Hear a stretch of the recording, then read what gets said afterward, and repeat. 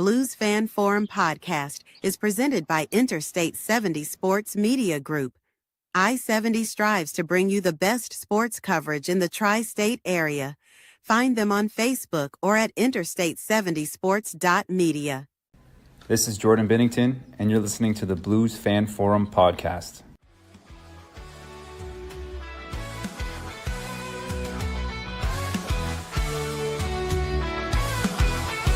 Skating on the ice, under St. Louis city lights, where the Blues play with all their might. Jordan Cairo, fast on the attack, but defense falters, gotta cut him some slack. In rubber tones, we find our glory. His skills shine, the team's best story. St. Louis Blues, we wear the crest. In Jordan Bennington, we put our trust to the test. On the ice, we fight, and we must, for the city we love. In the blue, no we'll thrust.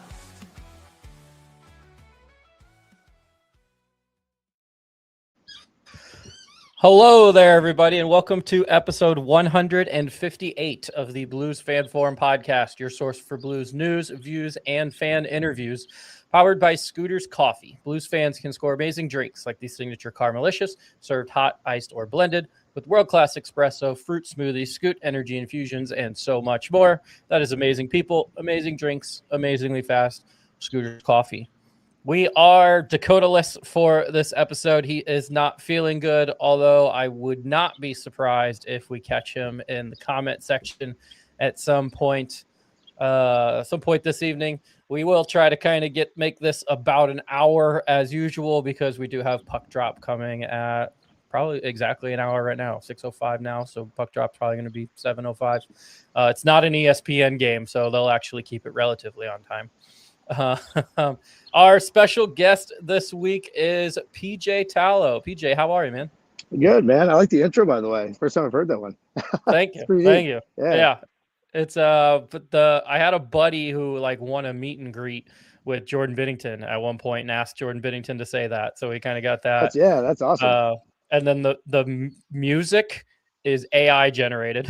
Okay. I don't know how you guys got that. That's pretty neat. I've never heard of that. Yeah, no, I had ChatGPT create the lyrics for me, and I kind of edited them a little bit, and I was like, oh, I want this, or I want this, and then used another AI to put it together. That's awesome. Yeah. So, yeah. Yeah, but it's good to be on. Thanks for the invite, by the way.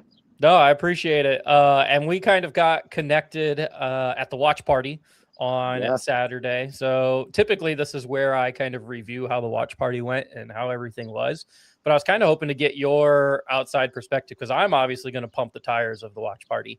But I think you had a pretty good time, especially walking away with some extra cash there too. Yeah, no, right. I can take Jess for that too, though. But right. No, honestly, man, it was cool. They do a lot of events up there, and have some other podcasts come on too. But I think what you guys did was awesome.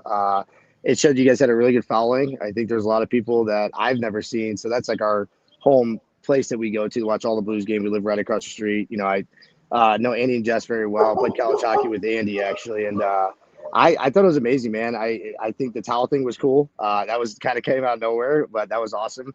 It was cool. It was probably recently I've seen probably the most packed as far as a Blues game, with actually doing something there for that.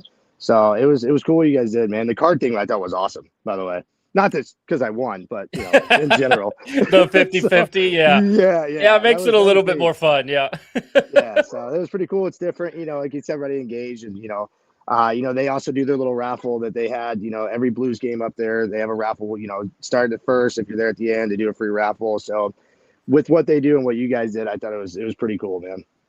Yeah, it was a pretty packed bar. It was cool to see a lot of people who have come on the podcast already, running into your guys in your group. We had the Jeepin' ladies in the back. It was pretty cool. There was a good mix of fans there. And just wanted to thank Hat Tricks in O'Fallon, Missouri again.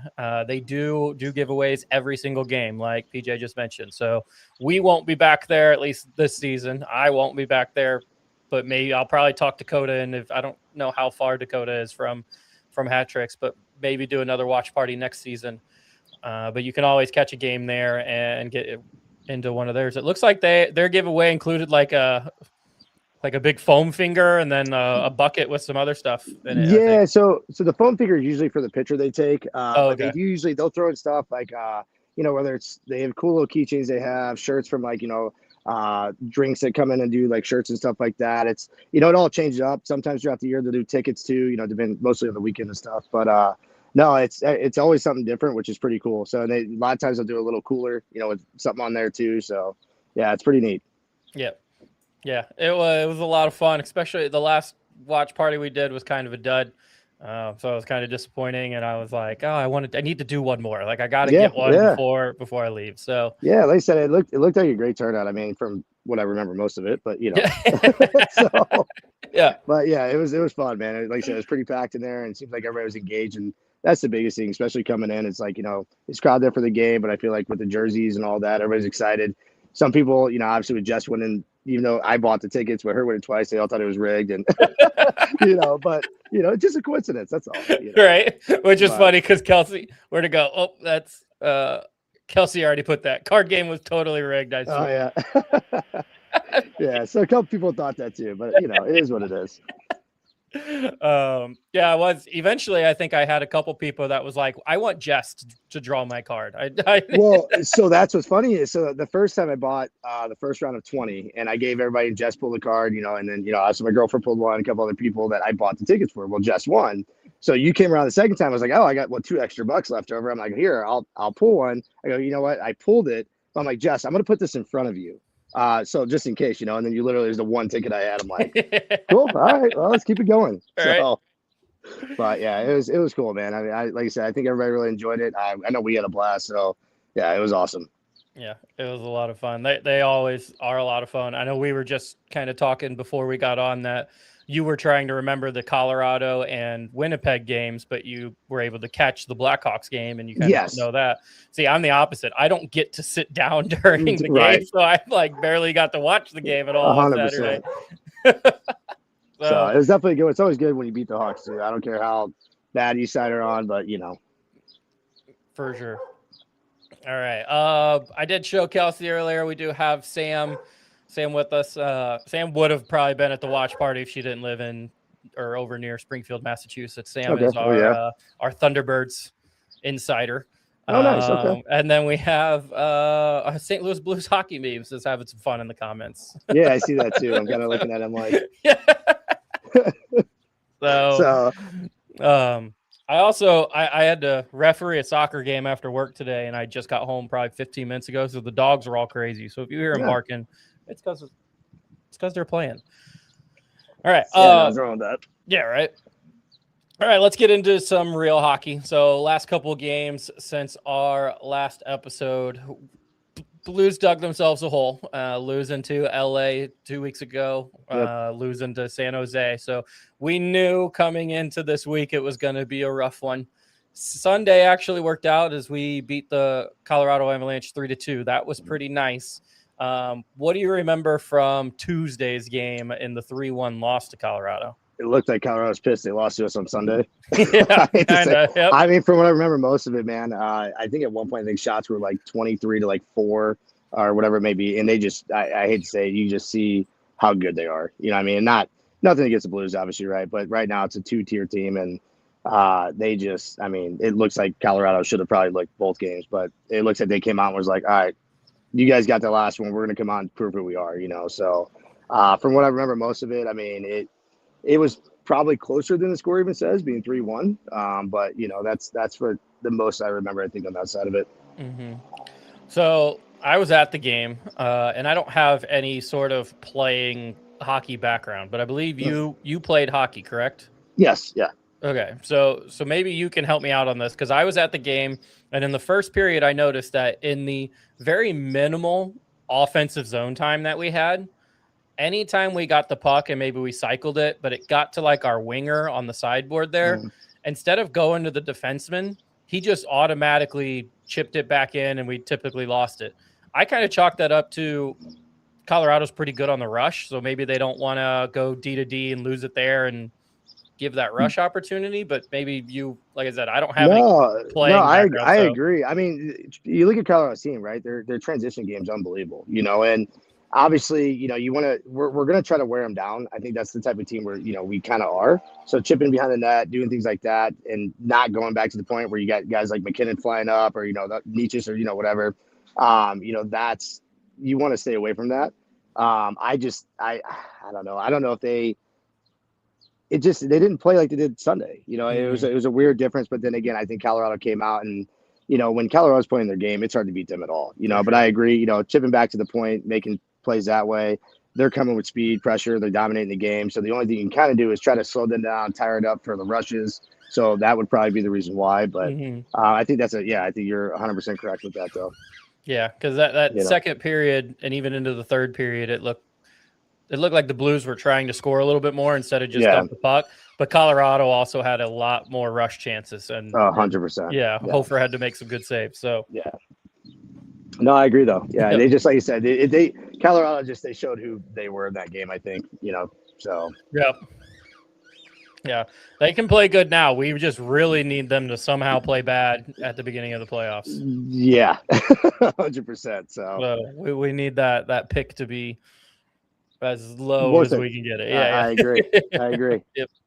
All right. So the game against Colorado, unfortunately, was an expected loss. And then Thursday, Blues play again at home against the Winnipeg Jets and end up in a 3-2 loss. Anything remembering from this one?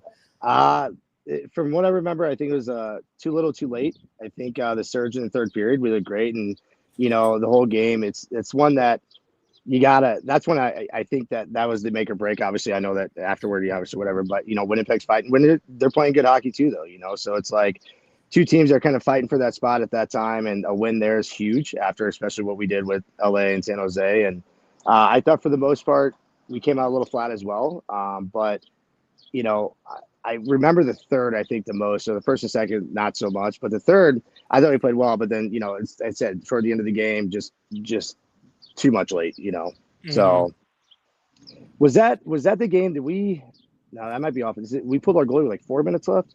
Or was that the Colorado? No, that was that game, right? Yeah, this is the one where the I think the most disappointing part of this is it being Winnipeg, all like just losing to them again, but also having a power play at the end. So we had like a minute and a half of 6-on-4, and I don't think we had a shot on net the whole time. Yeah, I think I remember that. It's like, at that point, just throw it. I mean, it is. I know who are we to say the guys in the NHL, shoot the puck, right. Things like that, right? But I'm thinking to myself, 6-on-4, just throw something on net. Maybe hit somebody, goes in, get a gritty goal. That changes things there. But yeah, I do remember now that you brought that up. We had that late power play and literally got nothing, nothing at all in that. So a little disappointing in the end, like I said, just, too much, too late. So it happens, game of hockey. But, yep. Yeah. And unfortunately, I think everybody after that, I mean, we talked about the San Jose and the LA losses being bad, but then you lose this Colorado, you lose Winnipeg, and you can kind of say, all right, it's coming. So come Saturday, we have a Blues Blackhawks game. We have the watch party, which is a great time. We win, but unfortunately, LA handles their business, and the Blues are officially eliminated from playoff contention. 3 of the last 4 years now. Somehow we snuck in last year, but 3 of the last 4 with no playoffs. Yeah, it's tough. I mean, but it's one of those things. I think all of us Blues fans, it's kind of like rinse and repeat, right? It's like why these last 2 seasons wait till things start clicking till the end of the year and kind of go into that. But it's even like get off subject a little bit. Like Cardinals have always been that. It's like a St. Louis thing, just always late rush, sneak into the playoffs, kind of do well. That game, we'll probably get into it. I know we talked a little earlier about the outlooks of what we think going down the road, but we look good in the Chicago game. I mean, looked like the normal Blues that have played well, and I know Chicago's kind of going through their thing too. But as I said earlier, it's always fun watching the Blues beat Chicago. I don't care where the standings are, whatever it is. I always enjoy it. So for sure. Do you think the Blues missing the playoffs in 3 of the last 4 seasons, does that hurt Doug Armstrong's reputation during his tenure with the St. Louis Blues? I know he'll still be president of hockey operations, but he's leaving kind of the GM spot. So he's been GM since 2010. So yeah, To me, I don't know. I don't think so because, you got to look at the flip side of it too, right? What he did with all the trades back in the past and things happen, teams are going to go through this. We kind of knew, I think it was after what, 21 or 22? Direction team wasn't going, I guess, like it had been before. And we also got to think about, the year we won the cup going in that year, we were supposed to be a playoff team. Like we were winning top, went through that. And it was kind of like, it seems like we're weeding stuff out and starting. You kind of look what he built now. Look, I mean, I hate to say it, that's where I'm getting at. It's kind of like you look at the stretch run, look at the young guys we have now, and I think that you got to look back and see what he's done. Yeah, 3 of the 4, it does suck losing it, but everybody wanted to rebuild, and he didn't really. He made it exciting still. On teams that we might not have had to be excited. Everyone's like, well, we need number 1 picks or this and that. But you look at the team we have now, and I think going forward, a lot of people are going to hate me for this, but I think he's built something that in the next couple of years is going to be a good thing.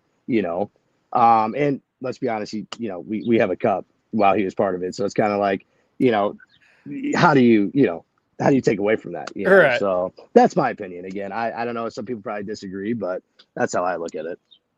Yeah. And I did not fact check this, but I want to say in the 16 years that he's been the GM, I know we said we've been out 3 of the last 4, but I think we've been in 11 of the 16. Yeah. So you can't. You can't. It's like, what do you want to criticize somebody for that? It's like, come on, man. Like, and in that time we won a cup. That's the biggest thing. It's like, how can you say anything when the guy brought us a cup? And it's the little trades that he did. I think that people look past, even something like the Shen trade and things like that he did. It just brought, guys to our team. And yeah, it wasn't like we were ever really, I mean, maybe this year you can say because of where we're at, we were never really a dumpster fire, you know what I mean, on what we had. So no, I couldn't say it would, but there's gonna be some people obviously disagree with that. Right.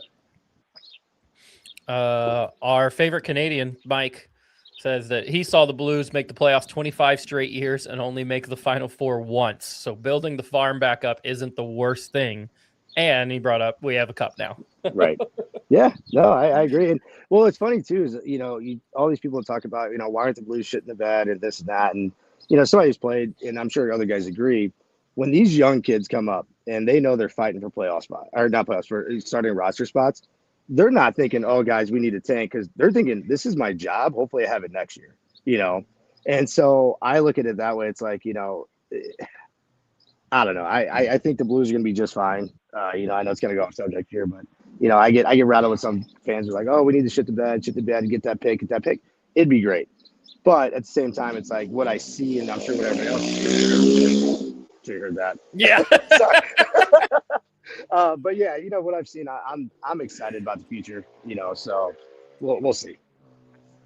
Yeah, I know it might have been Joe Vitale on the broadcast the other day, but was talking about how for the last couple of years at the end of the season, we've started to get excited about people. Like when we brought in like Jacob Verana and he played really well in the last 20 games, or when we brought back Sammy Blais and he played really well. All these guys that were like, oh, these guys played really well, they're going to be good next year. And then they weren't. But now we're talking about, oh, we got Otto Stenberg. He's going to be really good next year. Yeah. Dvorsky's going to have another year. Theo Lindstein. And the big difference is those guys are first-round picks. Well, like, and that, 100%. Oh, yeah. I mean, Jimmy Snugger, right? I mean, that guy, he looks like he's going to be an absolute stud. I mean, so that, and you're right. The guys we talked about are kind of more veteran guys that we had came back. And it's like, you can say that, but that also might be their one last, here, I'm done. That was, I gave it all I got. These kids, it's fun to watch what they do, and they're all first-round picks. Like, you're getting probably more than what we thought in some of them. You know what I mean? So, no, that's a great point to bring up. Yeah. Lindstein, Sammy Blais, kind of end of the first round. The other last time that we had 3 first-round picks was when we took Dvorsky, Stenberg, and Lindstein. Yeah. So now having 3 first-round picks again this year, that would be it's gonna be great. Yeah, we'll see what happens with the lottery thing, depending on what we do the rest of the year. But who knows? All right. So well, let's get into the lottery. Since we're talking youth, we're talking excitement for the future. So right now, as the standings are, St. Louis has the 8th best odds at the number 1 overall pick. so far, Vancouver and Chicago have solidified their position. So Vancouver is 1, Chicago is 2. 3 through the rest of it is all up for grabs. So it might actually be a good thing that the Blues play Minnesota tonight, Pittsburgh tomorrow, and Utah Thursday, all playoff teams. Right. I know we got all these young guys in there. They're trying to play their hardest and they're trying to win games, but are you kind of hoping for some losses here? Yeah, I mean, it's tough, right? Because I mean, Vancouver's obviously get 1, 2, things like that. I saw this earlier, and I'm wondering, and I haven't checked the standings if it matters to the Minnesota game, but I was looking at DraftKings. The Blues are, I think, favored in the game. Maybe, unless I looked at that wrong. Which is Minnesota at that point where they don't really have to have their starters in? I mean, Because I don't know if they're at 102 points. Dallas is at 108. And then beneath them would be Utah's at 90. So I don't think they're worried about, right. So they're not that's what worried it's like. about becoming the wild card. Right. So they're just unless I they're think trying to gonna- catch Dallas, but I think Right. Dallas is probably, Yeah. So I'm just curious, like, yeah, I mean, at this point, since we're not gonna have a chance for the playoffs, I wouldn't mind seeing the 3 losses to kind of see where it happens, and those are teams that, obviously, well, maybe not Minnesota, but some of them need to win and kind of, solidify their spots. So, yeah, I mean, right at this point, no playoff chance. I mean, but then again, it's like, you also, you want these kids to still keep doing what they're doing, right? So it's kind of a double-edged sword with it. But yeah, I mean, I wouldn't be mad about it. Let's just say that. Right. But yeah, I mean, so what would that, let's say we go 0-3. I mean, I guess depends on what everybody else does. I mean, Yeah, right now, so we're at 80 points. Florida is also at 80 points, but they are sitting everybody. Seattle's at 79, Toronto's at 78. So that would probably be the most. Calgary and the Rangers are at 75. So I would say maybe if you lose all 3 and somebody happens to win their next 3, you're looking at maybe in that 4-5 range. right. Toronto really needs to lose because their first round pick is traded. They don't own it, but it is top 5 protected. Oh, so wow. Okay. They really need to end up Yeah. in the 5 spot so they can keep their pick. Otherwise it goes to, I'm not even 100% sure who, but I can find out in a second. So yeah, that's kind of a big one. Yeah. Yeah. I agree with that. So yeah, it goes both those two. I also look at it as, this might be the time that we play our young kids, even, youth or whatever. And I mean, they go out there and play, say Minnesota doesn't have, sit their players. They go out there and they look good. It's kind of like, okay, maybe you lose a game 3-2, but we look good, not Right. get blown out. But, Yeah. so you kind of look at it that way too. Yeah. That pick is traded to Boston. So Boston would get that if it is not inside the top 5. Okay. Got it. Yeah. So they do need to lose. Wow. Yeah, that would suck to have just an awful season and then not even get your pick. Yeah, that'd be unbelievable. Yeah, Right. that would be. Another pick that St. Louis has is Detroit. So Detroit was crazy enough to send us a 1st-round pick, a 3rd-round pick, a prospect in Russia, and then I believe we got Joseph Wool from him as well for Justin Falk. And crazy, it didn't work out. I think Falk's been injured and hasn't even played a whole lot. Yeah, I know when he came there first, he I think it was like a lot of power play time, a lot of that. But yeah, besides that, I mean, he's not been done much. Right. I think we definitely got the good end of that. So what pick would we? Because I haven't looked at that. What pick would we get with that one? So I know we got first.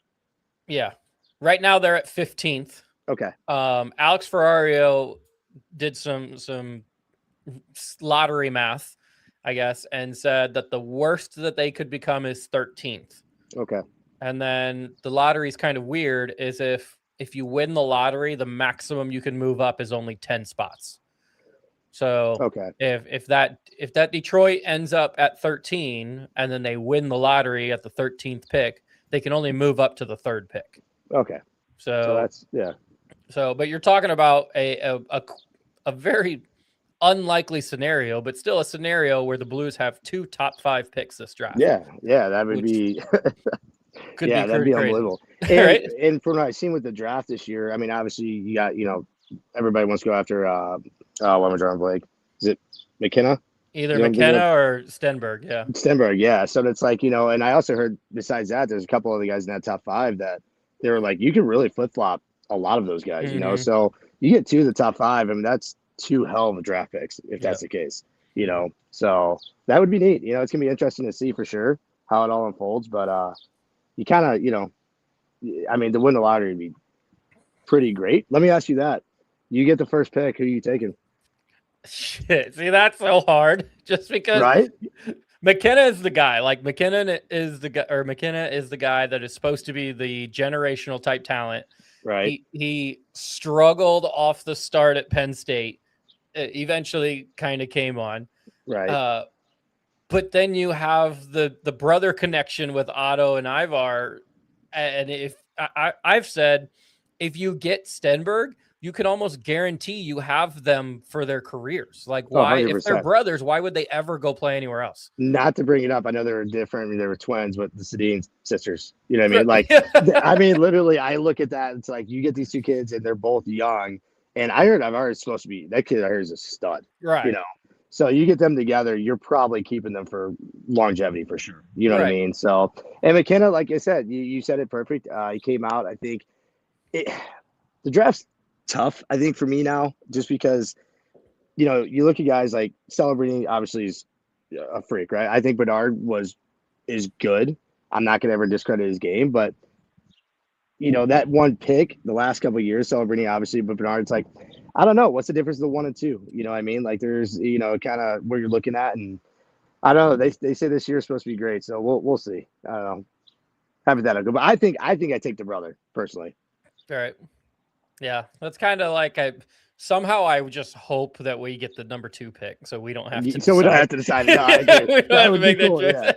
Yeah, so that's another thing too, because everybody's so conspiracy theory about these draft picks and big markets and lottery winnings, and what's your thought on that? On the conspiracy theories? Yeah, I'm sure you've heard it.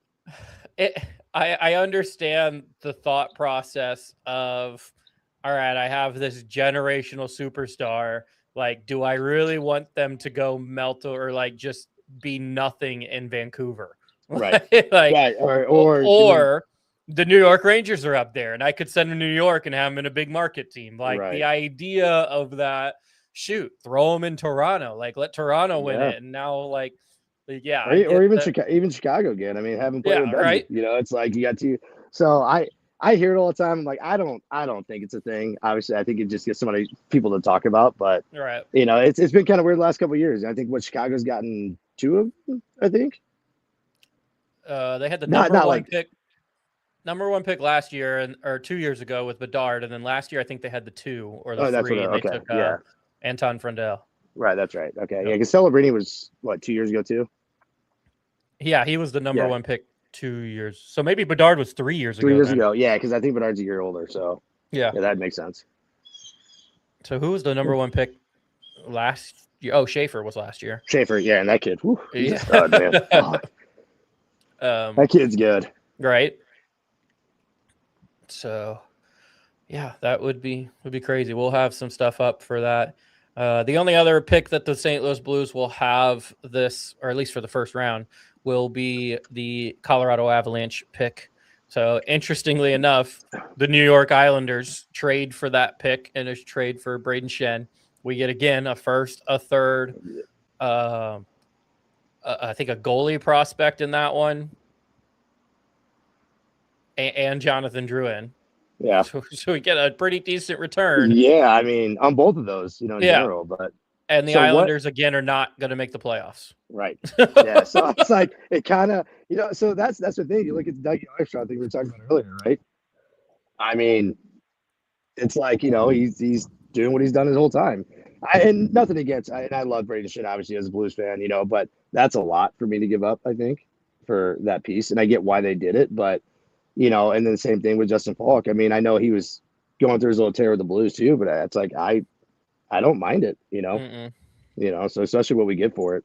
But yeah, I mean, both of those, let's even say, I mean, top, Islanders at the East is pretty strong though. So what would be probably the worst that they would? Well, so we don't have we got Colorado's. Colorado's That's pick. right. Yeah. So I think that's why Islanders did it. Is they're like, oh, we'll give up a first because it's not ours. It's Colorado. Right. Exactly. So, Yeah, that makes sense. Yeah, we just have to pray that somehow it looks like it would be the Kings that the Kings can somehow take down Colorado, which would be they're nuts. gritty team. You never know. Aren't they the only team to ever win it from the 8th seed too? Yeah, it was that the year they beat the Blues. I think so. When they had Dustin Brown and Kopitar and Quick and Quick. Yeah. I want to say it was either the year they beat the Blues or there was one a year after. But yeah, they were the 8th seed. I think the only team ever. And yeah, you just got to get hot at the right time. Right. Especially when you have Jonathan Quick making 40 saves a game too. But, yeah, that helps. Yeah, 100%. All right. Well, future's looking good. We got the youngsters. We got some picks. Even those 3rd-round picks. Or you take those 3rd-round picks and you package them for somebody. Yeah. We've made some trades. Maybe there's some RFAs out there, but we don't own our 3rd-round pick. I don't believe. I think our 3rd-round pick is still gone, somehow related to Broberg and Holloway. What do you want to guess? Oh, nope, sorry. We do have our 3rd-round pick. We do not have our 2nd. Okay. Our 2nd-round pick. Our 2nd-round pick for this year, we had to trade to Pittsburgh so that way we could get our 2nd-round pick back from Pittsburgh that we had traded them originally, so then we could use it for the offer sheets. So we had to do a little trade pick gymnastics with that one. Right. Makes sense. Yep. So I know we didn't talk about this. Can I pick your brain about something real quick? What you got? All right. So looking future here, what's your thoughts? And it's just kind of talk we've all had about shipping just for salary cap alone, guys like Kyrou and Binnington. I believe that either Kyrou or Buchnevich is going to be off this team at some point this summer. Mm-hmm. I know over trade deadline, it was the big talk of Parayko, using his no trade clause to not get traded. And the talk was Robert Thomas. But I think those guys have kind of solidified themselves since the trade deadline as no, we're staying here. Right. I think Kyrou is the one that makes the most sense just because the fan base doesn't really get along with him at this point. I think he's pretty checked out. I think he just needs a change of scenery. Restart. Yeah. I've always thought, I tell people all the time, the thing that always pissed me off by Kyrou is he's got talent. You see flashes of it, and then it's like, where does it go? Is it he's a prima donna? Do you have to, bump his game up if he gets mad or upset? Like, you'll see 2-3 games in a row. He looks like one of the best players on the team. And then literally you don't see him for 10 games, So I feel like he's one of those guys, if he could get in a good market, like you said, let's say, even though they wouldn't happen, like a team like Colorado or Dallas, or, where he's got, all those guys, talent around him, I think he'd be a huge benefit for them. But with us, I mean, it's just, I think that's where fans get mad. It's like, dude, what player's showing up tonight? You know what I mean? It's, are we going to get the Kyrou we all saw, things of, or, but yeah.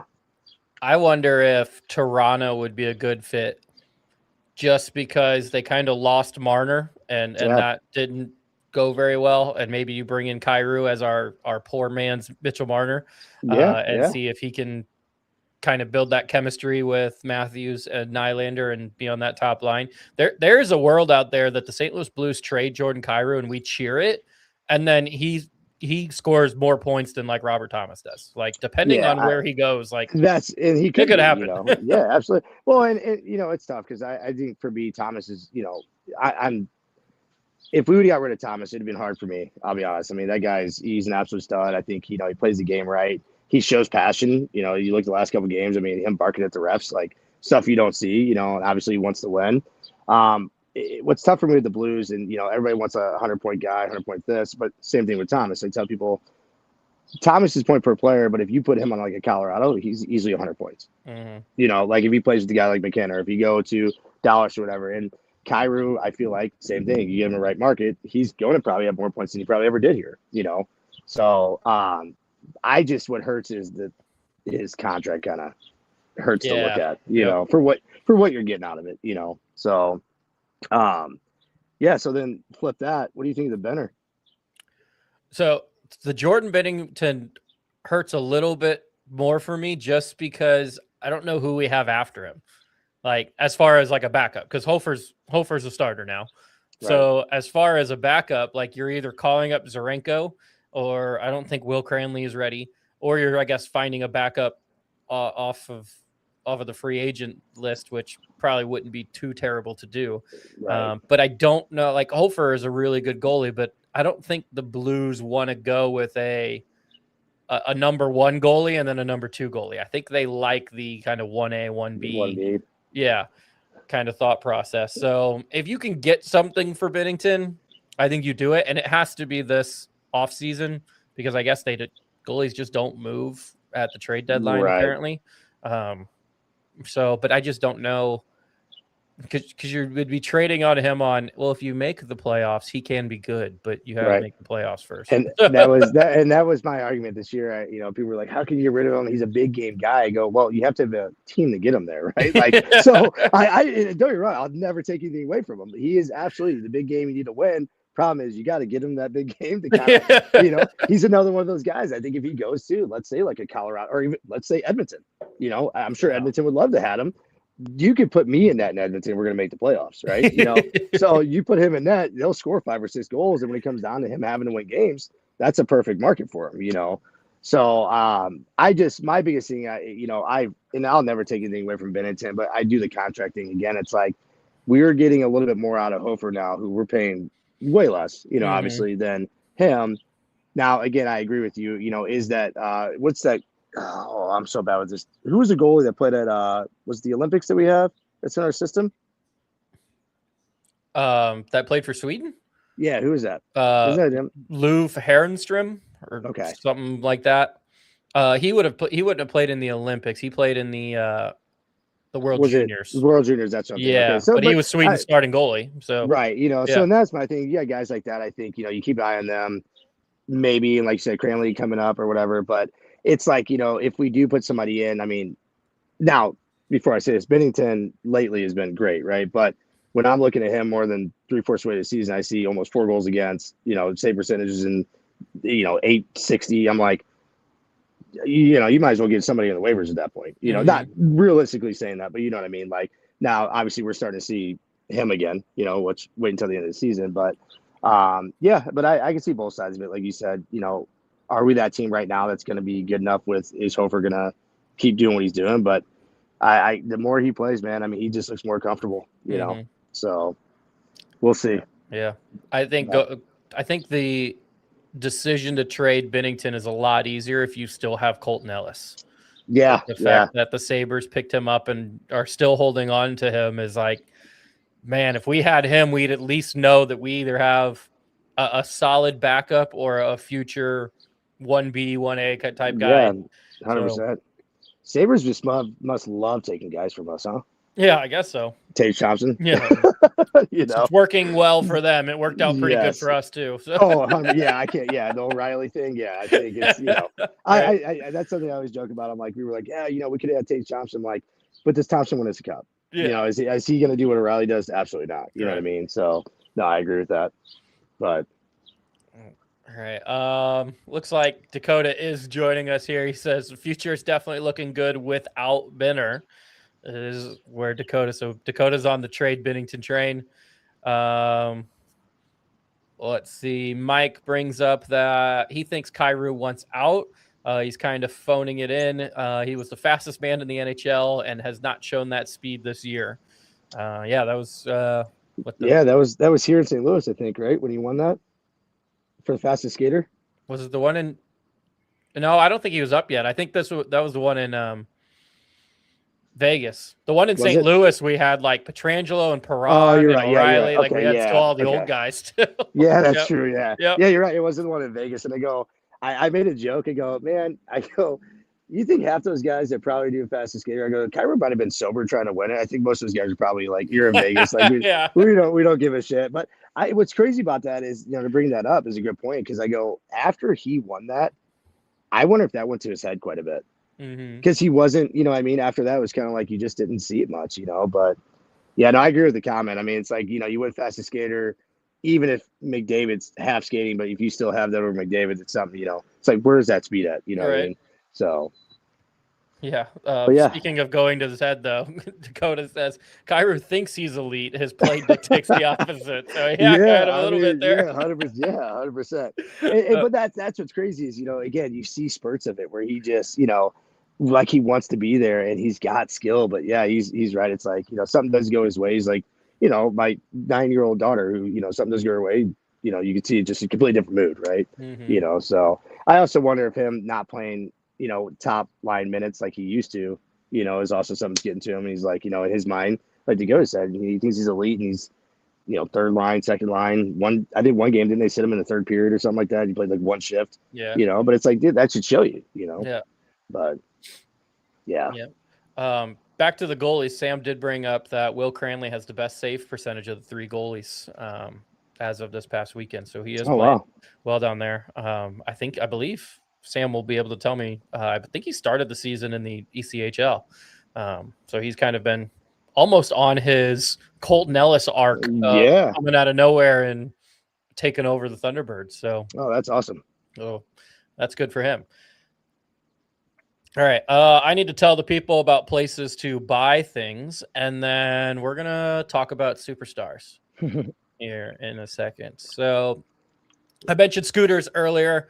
If you guys can scoot on around to the drive-thrus on Highway 143 and Troxler Way in Highland, Illinois, or Vandalia Street and Indiana Avenue in Collinsville, Illinois, that would be our best. Those are our favorites. If you cannot hit any of those, you can check out the other 30 locations in the greater St. Louis area. That is amazing people, amazing drinks, amazingly fast Scooters Coffee.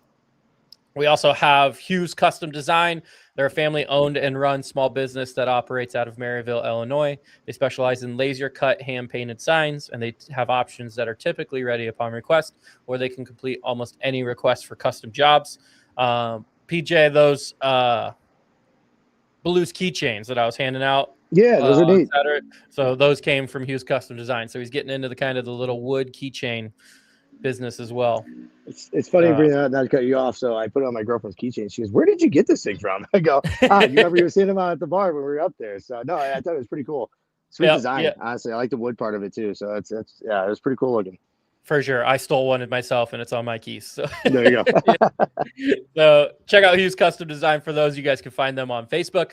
And then we also have Imprint Labs. They specialize in bringing your brand to life with custom laser engraved Richardson hats and vibrant custom sublimated metal prints. Whether you want to make a statement with high quality headwear or showcase your designs on eye-catching metal art, they deliver precision, durability, and style every time. Elevate your brand with Imprint Labs, where your vision meets our craftsmanship. So that is hats, metal signs. We had metal can koozies. They have them pretty much everything. So between Hughes Custom Design and between Imprint Labs, if you have a logo of some sort and you want it somewhere, they can do it. So check them out. And then I will just give one more shout out to Hat Tricks in O'Fallon, Missouri. Appreciate them letting us kind of take over the other day. And go check out. They got 3 more watch parties if you were going to go tonight or tomorrow or Thursday. And then you guys can check out them next year. I won't be able to. I'll be in a different state. So if you don't mind, give it a shout out as well. Like you said, they're a great sports bar if you're out in the O'Fallon area, whether it's Blues games, baseball. They do a lot of soccer stuff too. They have great specials all the time going on. Great TV setup and everything. So if you are out that way, I recommend going there completely. So. Oh yeah, there are a lot of bars out there. Yeah, that like identify themselves as sports bars, and then you go and you're like, it's really hard for me to watch the game. 100%. Hat Tricks is not one. They got TVs everywhere. And that, I mean, Sunday football. If you're football fans, they have every TV for every game, and you've seen it. You know, all the TVs. There's a wall that had 4 TVs all kind of connected to themselves. That all have different games on them. One big one. They probably got, I don't know, 10 to 15 TVs in that space area. You can't, anytime you turn somewhere, there's something on too. Yeah. So. Yeah, and then that little TV that sits on that fridge that's always playing old movies or whatever. The VCR TV. Yeah, they got a whole collection of old VCRs, and It's most of them are sports movies and stuff like that. But it's funny, you go in and watch, you'll have Happy Gilmore's on the TV, or just old stuff, and it's funny. A lot of people request movies on that more than you would think. So Really? it's hilarious. Oh yeah, Yeah, that's yeah. awesome. So yeah, great place though. All right.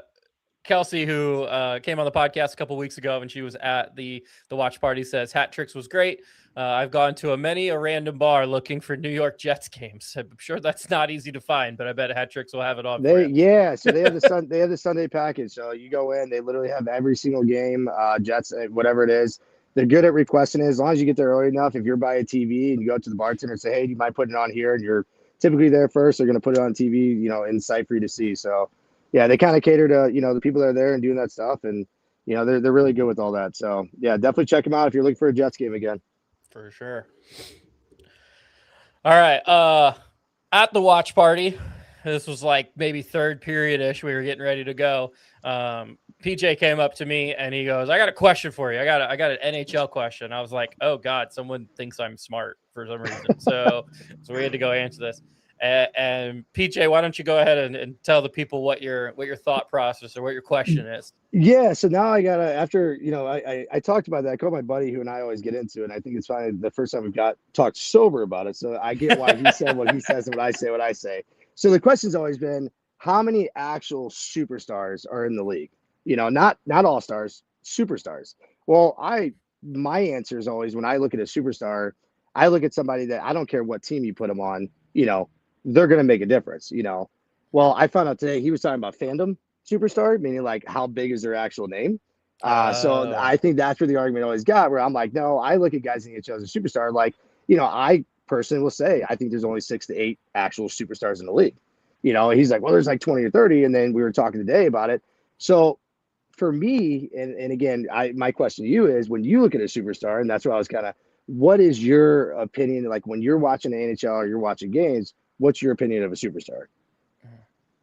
So I think I was more leaning your way. I was going like, who is the hardest players to play, or who is the person that, is the best in the league at like everything that they do. Yeah. And so the easy answer we talked about is McDavid, and that would have fit either one. Yeah. But I wonder if go ahead. Like a Brady Tkachuk is probably an all-star, mm-hmm. but a superstar in the way that your buddy was saying it. And that's where we're getting at, and I love the guy, and I grew up playing with him. Like, if we're talking about fandom, you kind of look at guys even like Pat Maroon, right? I mean, realistically, I know in St. Louis he is, but look what he did, 3 cups, 3 in a row, and some people, for name-wise in the NHL world, would know who he is, but that's where I was like, and then there's levels of it, I'm like, for me personally, if I had my superstars, I'm thinking, and probably 4 of them are on 2 different teams. So I go McDavid, Drostel, McKinnon, Makar, Crosby over his career. I think Ovechkin over his career, and Kucherov. Outside of that, because you put those 7 guys, it's hard for me to almost, there's borderline, like Celebrini, for example. I think this year is an absolute superstar, but I look at longevity in their career, So right now, do I think he's going to could be that superstar? Yes. So that's where it's like the argument always goes. So then you get guys like, borderline players. They're like, well, Kaprizov's a superstar. And I'm like, but if I look at those 7 guys, do I think Kaprizov's in that group? Like Kaprizov, what I mean? I for me, no, you know what I mean? So that's where it's like, it's hard, you know what I mean? Yeah. You're almost like, your superstar is like that generational talent. Like that's kind of what you're. And if you say that, like, for some reason, the difference between superstar and generational talent, you say generational talent, and I'm thinking that's like 4 people. Right. Exactly. Yeah. Well, yeah. And then that's where I look at the superstar. And I guess, I see why he always argued with me. He's like, oh, there's like 15 to 20 in the league. And I'm like, no, I don't see that now. Do I think there's a lot of all-stars? Absolutely. Don't get me wrong, But when I look at generational talent, are we going to – now I look at the kid from the Islanders, as far as that, I'm like, okay. I mean, same thing, right? But then I think there's a big group of all-stars, you know what I mean? Like, I think Robert Thomas is an all-star, I think, Kaprizov, you look at, and this, I was actually looking at it, and I'm never a stats guy. Probably the most you don't hear talked about guy that's been good for years, that Pastrnak. Pastrnak. I was looking at that. I'm like, man, I mean, he's kind of on that middle level, So I was just curious because I want to start going out to more people and like, hey, because now that he said it the way he did, I'm like, outside of sports, I guess, I can see like Taylor Swift, superstar, right? Like the name and like stuff like that. But Yeah. when I think of sports players, I think of like skill level. When I think of superstars, all stars, and so forth and so on. You know what I mean? Mm-hmm. So I would like, if Dakota's still in here, I'd like to get his what he would consider one. All right, I'm trying to see if you guys are listening, if you guys can come up with anyone else that you think would fit in the like superstar / generational talent pool. Kucherov was one that I know we did not talk about on Saturday. That did pop up, and I'm like, Yeah. Kucherov for sure. 100%. Yeah. Besides that, would you throw Malkin in there? So that's another name. It's tough, right? Because I look at, is Malkin and Crosby the same as Dressel and McDavid? You know, I mean, you can kind of put them there, but I think there's a big gap still, you know, and I do think. I just read one of the comments. Yeah. You give me a run for my money. I've met my match. I don't know what you mean by that. I'm sorry. I think just because you know your stuff is. Oh, yeah. Okay. Beyond the sport. So Kelsey agrees. No one beyond the sport, right? So that's where I think my buddy, you know, he was in that way, right? So it's like, because you could name. I mean, Bedard would be a superstar. You going depending on where you go. You know, I mean, there's a lot of name superstars compared to I look at his skill. But Malkin, man, he's a tough one. It's funny because you brought that up because we were literally talking about him, and I'm like, I don't know. That's one I'm like, I could see it. Yeah, about him in superstar, but it's like then you got to throw other names in there that are in that category. You know? Right. So and then obviously people are like, well, you look at these guys' stats and you look at Ovechkin stats, and I go, well, the reason I think Ovechkin's a superstar is you take what he's done his whole career as far as like the type of player. He's a goal scorer, but he'll also go have 8 hits in a hockey game. You know, he'll if he really not that he ever fights, but that's a generational player that you don't see. Austin Matthews isn't going to do what Ovechkin ever did as far as like that type of game, right? Right. So that's where I put him in there. But yeah, I'm sticking to, I think mine would be Ovechkin, Crosby, Kucherov, Makar, McKinnon, Dressel, and McDavid. I think would be mine. The top one. Yeah. And then that next level would be like that Pasternak, that Malkin. Yeah, Malkin, and you look at the guys like that. Bedsy, I think he's even an all-star. Guy that I really like, but like Mikko Rantanen, I think he's another. I mean, that dude's an absolute stud. But then you get like the Robinsons from like Dallas has, I don't know, 3 all-stars, 4 all-stars in one team. So it's like, but you take McDavid, and I even said this why McDavid's above everybody else. I think there's no comparison to McDavid to anybody, and I bring up Team Canada. McKinnon is an absolute stud, right? I don't think he even stuck out even close to what McDavid did, even watching the Olympics, So, but that's where I look at it is you put all those guys on Team Canada, you have a lot of all-stars, and then you have your tier of like, okay, even on Team Canada, these guys were something else. You know what I mean? Yeah, you get the best players in the world playing on one team, and you're still like, sorry, we're going to double shift the first line because like they're good. Yeah, you got guys like McDavid. Like I said, he's out there playing, 26 a defenseman type game. You know what I mean? Right. It's like you're tired is better than the second and third line of who we got. But it's just like, but it also teams you play on. We talked about one guy we brought up. You said Austin Matthews, right? And they go, I think Austin Matthews was on that path, but then you took Mitch Marner away from him. And now you see the decline of it, right? Mm-hmm. Even when Dressel's out, McDavid's still, there, and vice versa. I mean, he's not as good without McDavid, but he's still a takeover game. McKinnon's the same way, So, it's a funny argument that I think I would love to hear like more people actually talk about. Like, what's your thought of a superstar? Where's that line end? Like where you're cutting it off at? Yeah, and then if you look at it as talent wise, how many people do you actually have in there and why? So that would be my, here's my question. I meant to ask you this. In your opinion, who was the last Blues superstar we had? You could say Ryan O'Reilly for 1 year. Right. Right, yeah. I don't even think I can go Tarasenko. So I think it would have to be Hull or Pronger. Yeah. So that was I think Brett Hall was probably, because I look at Pronger, right? Pronger was good at what he did. And Mhm. I think he was an all-star? Yeah. I think Pronger's name was known more because of like the style of game he played. He was just an Yeah. asshole. And he was on a lot of good teams, right? Or, NHL, I think he won a cup with, was it Anaheim? I think he won a cup with, I believe. But every team he went to, he was, everybody talked about him, but that's where that name difference between skill. Yeah. I think for me personally, again, I could be, everybody's got their own opinions. I think Brett Hall was our real last like actual superstar we had. Right. And I loved Vladimir Tarasenko. Obviously, you got guys that, scored, whatever they did and, O'Reilly's and stuff like that. But pure superstar, I'd say Hall, maybe McInnes even before that, maybe.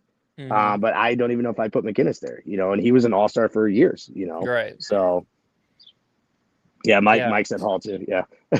So Yeah. Mike's on Hole, and Mike would have he's our uh, a Canadian Blues fan, born and raised in the Toronto area, but loves the St. Louis Blues, and oh he knows wow. his stuff about the St. Louis Blues too. So, That's awesome. Yeah, I mean, you could say Wayne Gretzky. Well, yeah, right. Yeah, for the sport, although he did give up the goal that I think crushed all of us as kids. Yeah. But let's not even go there, huh? Right. Stevie Y from the point. Yeah, that still haunts my dreams. Man. But yeah, no, obviously, yeah, if you look at just jumping on a roster, yeah, I mean, you can't, so but Yeah, I think it's a fun one to talk about though. that is yeah, it's a good conversation starter. Like Yeah, for sure. It's got your people are going to talk about it for a while. 100%. All right. I think the only thing that we had left kind of on our agenda to talk about is with the Blues not making the playoffs. This time next week, the playoffs will have started. I believe they're scheduled to start on Saturday. So whether there's games on Saturday, and I think Saturday and Sunday would be most likely. So we kind of need to come up with a decision on what the Blues Fan Forum podcast is going to do. So in the last few years, well, last year we made it, so we were obviously continuing with that. And then once we lost in Game 7, we kind of just quit until the off season. Right. But the year before that, when the Blues did not make it, we kind of jumped on the Florida Panthers bandwagon. We said, obviously, they're good, so they have a good chance of making it pretty far. They had the Matthew Tkachuk. They also had Tarasenko. They had Mikkola, so there was a St. Louis Blues connection there. And then it was just nice that they were on the Eastern Conference, and it wasn't a team that we hated. So exactly, yeah. that kind of worked out. So, yeah, we jumped on their bandwagon and rode that all the way to the playoffs or to the Stanley Cup, which was pretty sweet. So we kind of need to make that decision now because Florida's not going to make it. We're not going to make it. If you had who is your bandwagon team for the playoffs going to be? I got two, and my reason of always picking bandwagons for like, okay, so I got one from each side. So, and I know one, there's not a chance. The other one, you never know. But like, I would love to see Kopitar win another cup before it's his last year, right? So like, I would be, hey, I want the Kings as an AC, that storyline because Kopitar's last year, I think he's retired, I believe he said. I would love to see that. Personally, I still want McDavid to win a cup, and I know they're a Canadian team, but anytime that Edmonton's in it, I'm like, this guy literally deserves a Stanley Cup. And even the years that we Florida, last year with Florida, I wanted McDavid to win a cup. Like, that's just as the player he is, and it's funny because everyone's like, why? And I'm like, because there's people out there is like, oh, how is he going to be one of the best of all time? Well, just win one so we can shut that conversation up. Right. You know what I mean? So for me personally, I'm going to go. I'm an Edmonton guy, just because of that reason alone. And they're on the east side. I don't have to worry about Western General like we talked about too. So, but that would be my team. I know Edmonton has not been one that's popped up. We've kind of been throwing this out here the last couple of weeks as it was looking more and more likely that the Blues were going to get eliminated.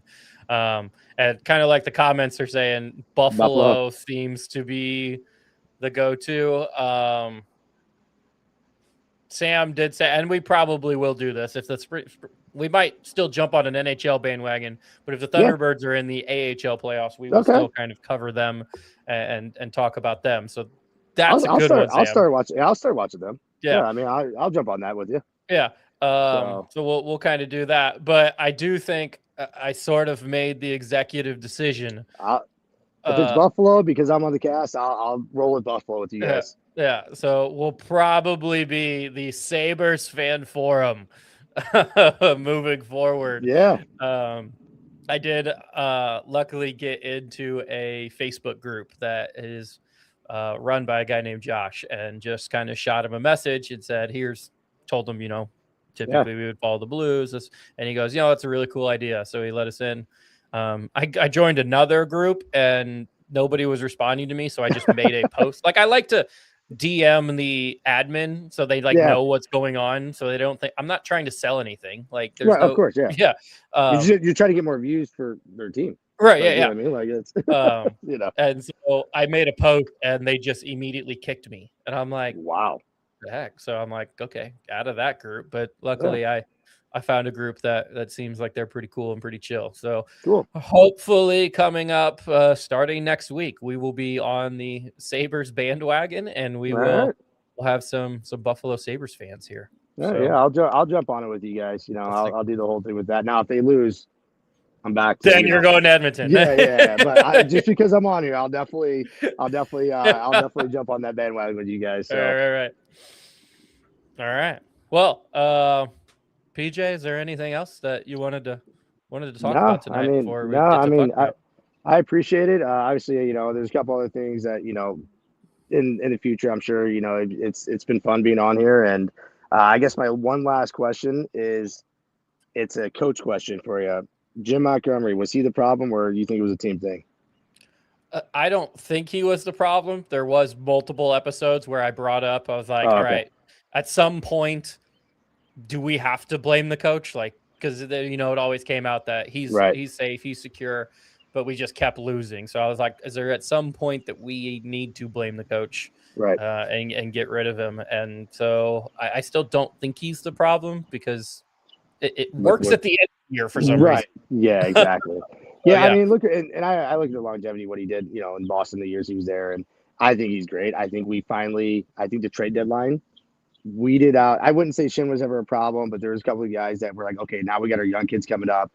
You got Jim Montgomery, who I think is a great coach, coaching these young kids who aren't, how I get guys like Kyrie, right? They're stuck in their own, right? You don't want to be changed. So he can coach them and create what he wants kind of going forward, his style, with these kids who are going to listen, you know what I mean? And I think we see that, you know what I mean? So I just had a lot of people that are like, I talked to Montgomery, it's got to be coaching, It's like, okay, trade deadline goes away. We get rid of some veterans, not saying there are issues, but sometimes you get stuck in your way of how you want to do things and how you play, and you're losing and don't want to listen. Now you got guys that are like, all right, we want to win. That's all we want to do, and this guy, he's been part of teams that have won, obviously, so that was really all I got with that one, though.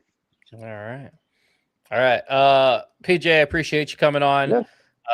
Told you guys, Scooters, Hughes Custom Design, Imprint Labs. Go watch a couple games at Hat Tricks, whether you're catching one of these last few Blues games or checking out some St. Louis City Cardinals, Battlehawks, whatever it may be. PJ, I'm going to have you give me a big Let's Go Blues here in a second. But once I do, don't leave yet. I got to make sure everything gets uploaded, and I forget to tell people that. So, all right. You're good, man. PJ, give me a big Let's Go Blues, and we'll get out of here. Let's go Blues. All right. See you, everybody.